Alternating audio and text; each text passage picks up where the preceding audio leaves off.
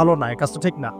আল্লাহ পাক আজকে আপনাকে হয়তো 1 কোটি টাকা দিয়েছেন, কালকে আল্লাহ না করুক 1000 টাকার জন্য মানুষের কাছে হাত পাততে বাধ্য করতে পারেন আল্লাহ পাক। এমনও কিন্তু দিন আসতে পারে। দিন সবসময় সমান থাকে না। আজকে আপনার কাছে 1 কোটি টাকা আছে, কিছু মনে হচ্ছে না। কালকে কে জানে, আল্লাহ না করুক যে 1000 টাকা কারো কাছে চাইতে হচ্ছে, 1000 টাকার জন্য ঠকে গেছেন। হতে পারে না?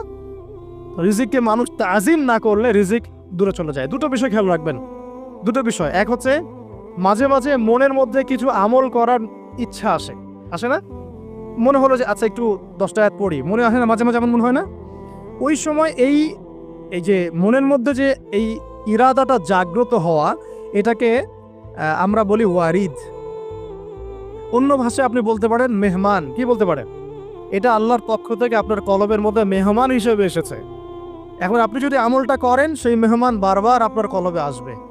যদি আপনি ওই সময় আমলটা না করেন, মেহমান চলে যাবে।